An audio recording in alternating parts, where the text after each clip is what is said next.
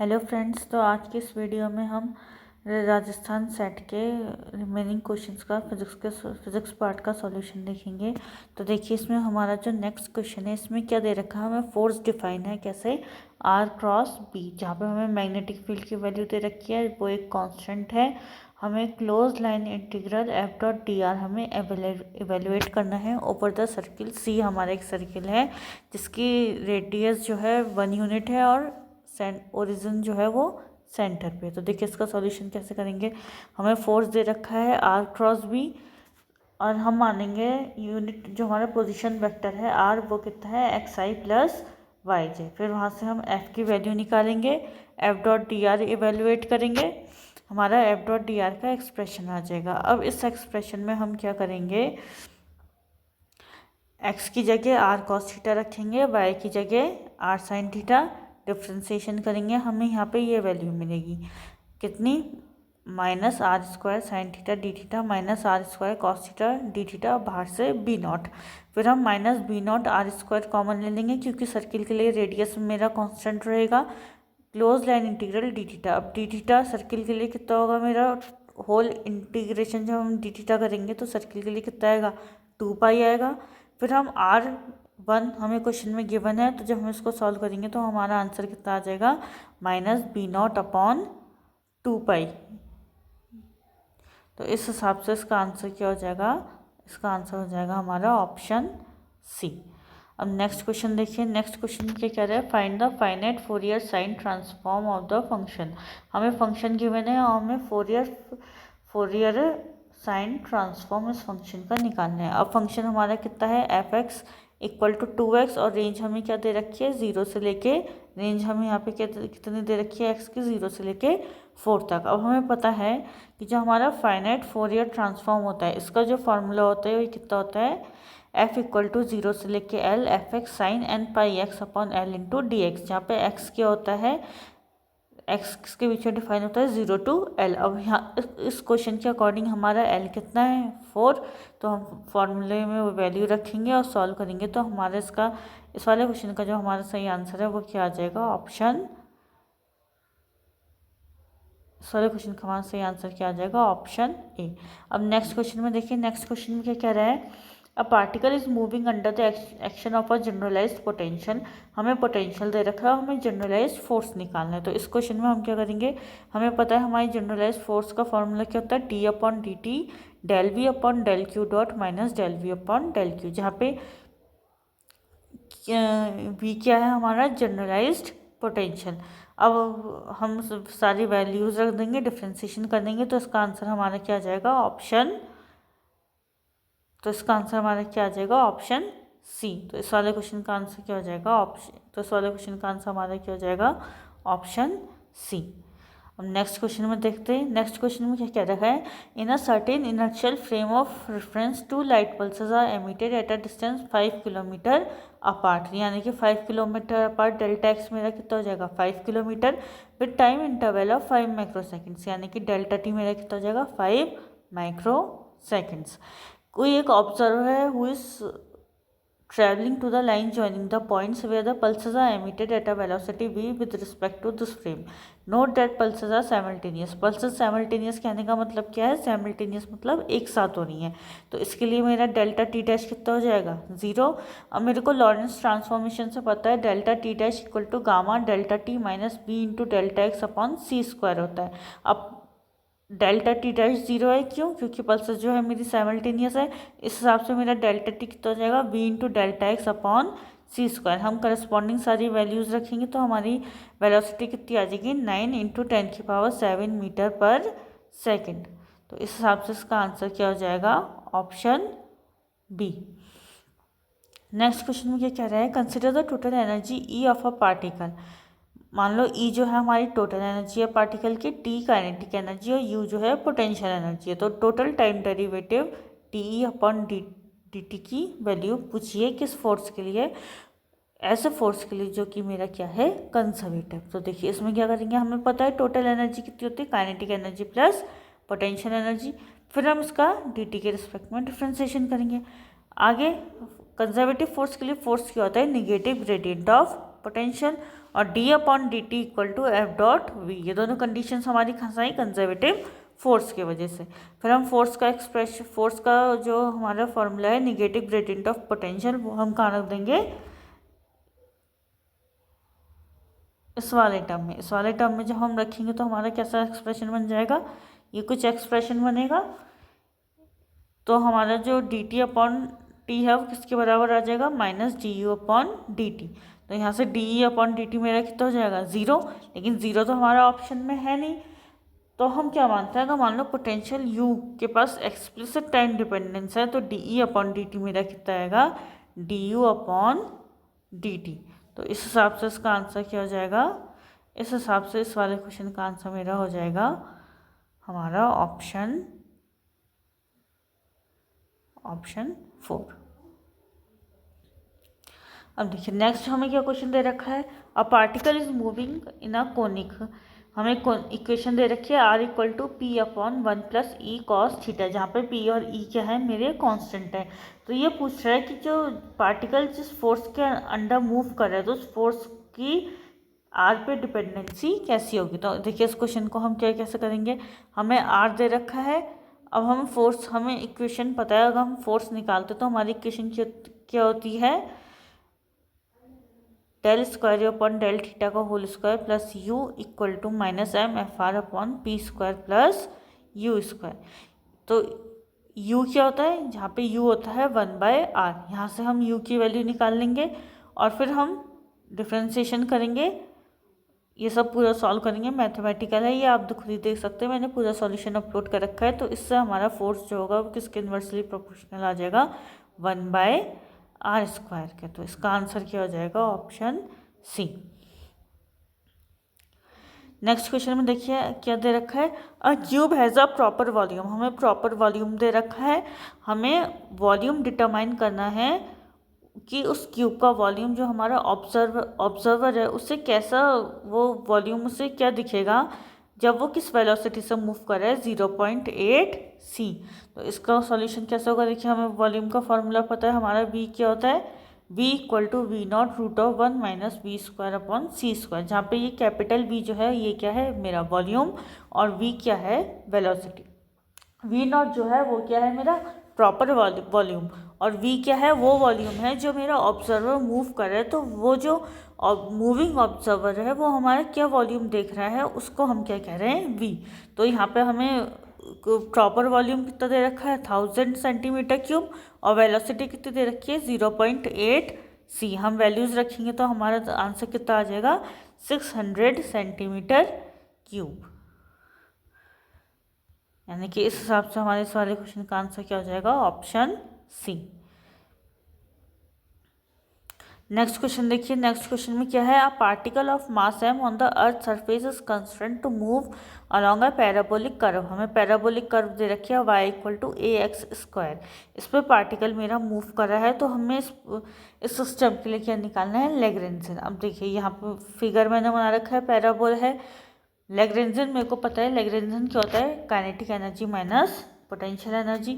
मैंने माना चलो जो पार्टिकल मूव कर रहा है इसके कोऑर्डिनेट्स कितने हैं, x और y। तो काइनेटिक एनर्जी कितनी हो जाएगी, half m x dot square plus y dot square, और ओरिजिन को मैंने रेफरेंस माना है तो मेरी पोटेंशियल एनर्जी कितनी हो जाएगी, mg/y। अब जो मेरी गिवन इक्वेशन है y equal to A X square, इसको मैं डेरिवेटिव करूँगी, यहाँ से किसकी निकाल लूँगी वैल्यू, x डॉट की वैल्यू निकालूंगी, फिर एक्स डॉट, फिर यहाँ से जो मेरी क्या होती है, फिर यहाँ से जो मेरी एक्स डॉट की वैल्यू आई है, इस एक्स डॉट की वैल्यू को मैं कहाँ रखूँगी, ये जो ऊपर इक्वेशन फर्स्ट है यहाँ पे एक्स डॉट की वैल्यू रखूँगी, और फिर इसे फर्दर सॉल्व करूँगी। तो मेरा आंसर क्या आ जाएगा, half M Y dot square 1/4 A Y plus 1 minus mg/y। तो इसका आंसर क्या हो जाएगा,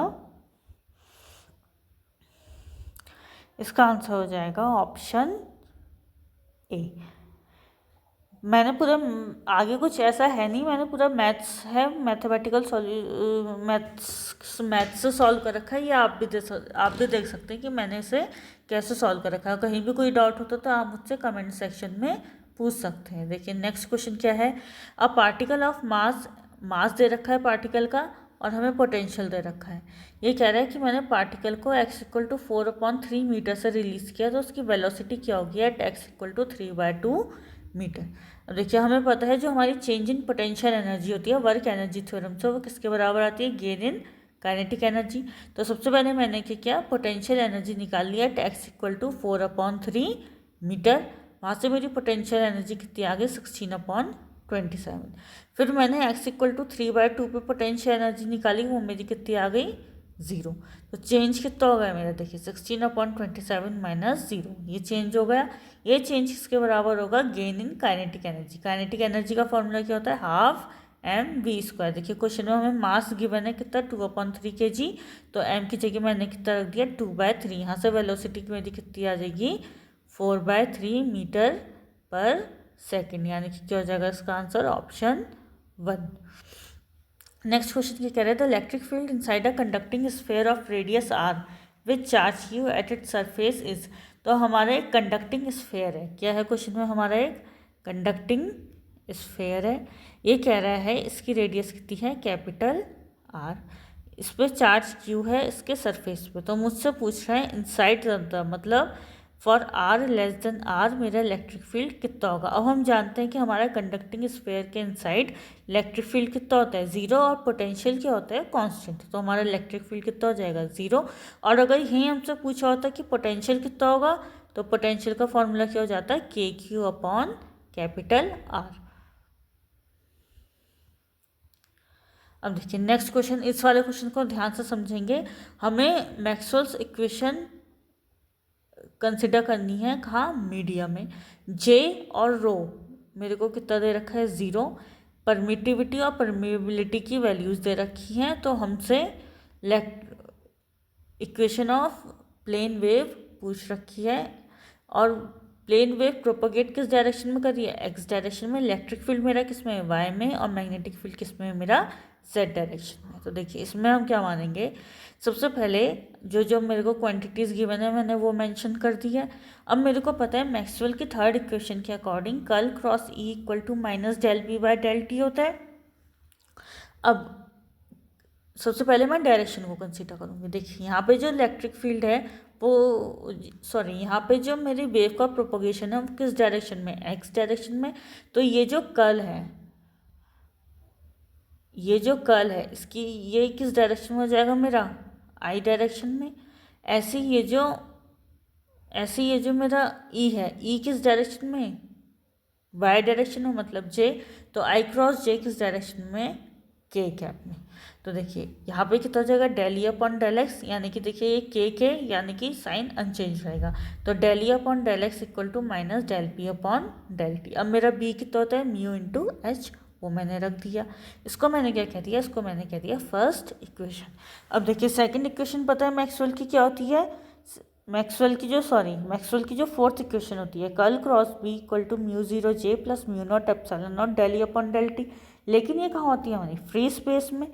मीडियम पे कैसे हो जाएगी, curl cross B equal to mu epsilon del E upon del T. यहाँ पे मीडियम के लिए मैंने क्या किया, म्यू नॉट को म्यू से रिप्लेस किया, एप्सिलॉन नॉट को एप्सिलॉन से रिप्लेस किया, और जे हमें क्वेश्चन में कितना गिवन है, 0। तो हमारी क्वेश्चन के अकॉर्डिंग इक्वेशन इस तरीके से रिड्यूस हो गई। अब यहाँ पे भी सबसे पहले हम डायरेक्शन कंसिडर करेंगे। अब देखिए वेव का जो प्रोपोगेशन है वो मेरा एक्स डायरेक्शन में, तो जो मेरा डेल है इसकी डायरेक्शन, मतलब सिर्फ आई कंपोनेंट कंट्रीब्यूट करेगा। जो मेरा मैग्नेटिक फील्ड है वो किस डायरेक्शन में, मेरा जेड डायरेक्शन में, तो क्रॉस के। तो आई क्रॉस के कितना हो जाएगा, माइनस जे। लेकिन राइट हैंड साइड में क्या है मेरा, राइट हैंड साइड में ओनली जे है, क्योंकि राइट हैंड साइड में मेरे पास इलेक्ट्रिक फील्ड है। इलेक्ट्रिक फील्ड जो है वो वाई डायरेक्शन में, यानी कि जे कैप में। तो इसकी वजह से क्या होगा कि एडिशनल माइनस साइन आ जाएगा, मेरा एक्सप्रेशन ये बन जाएगा। अब मैंने म्यू को इधर भेजा, म्यू को मैंने नीचे लेफ्ट हैंड साइड में नीचे की तरफ भेज दिया, और एप्सिलॉन को वहीं रखा। तो मेरा एक्सप्रेशन कुछ इस तरीके से बना। फिर मेरे को पता है बी अपॉन म्यू कितना होता है, एच, और एप्सिलॉन ई कितना होता है, डी। जहाँ पे डी क्या है मेरा, डी इक्वल टू एप्सिलॉन ई। अब मैंने क्या किया, जो मेरी फर्स्ट इक्वेशन आई थी, जो फर्स्ट इक्वेशन थी, इसको मैंने डिफ्रेंशिएट किया with respect to X. Differentiation करूँगी तो देखिए आप देख सकते हैं ऐसा बन जाएगा। फिर बस del mu upon del T निकाला, del H upon del T, इन सबका डिफ्रेंसिएशन किया तो मेरी इक्वेशन ऐसी बन गई। और फिर मैंने क्या किया, del H upon del X की वैल्यू रख के फर्दर सॉल्व कर दिया तो मेरा आंसर कितना आ गया ये। तो इस हिसाब से देखिए इस वाले क्वेश्चन का जो मेरा आंसर है वो कितना बन जाएगा। इस वाले क्वेश्चन का आंसर आएगा मेरा ऑप्शन 4।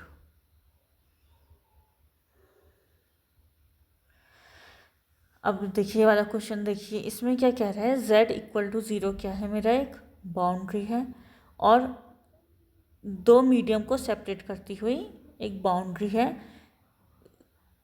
जो प्लेन है मेरा वो एक्स प्लेन जो है वो मेरा एक्स वाई एक्सेस के अलॉन्ग है, और जो प्लेन जो है जिस सरफेस के और जहाँ पे प्लेन मेरा परपेंडिकुलर हो रहा है वो कौन सी है, जेड एक्सेस है।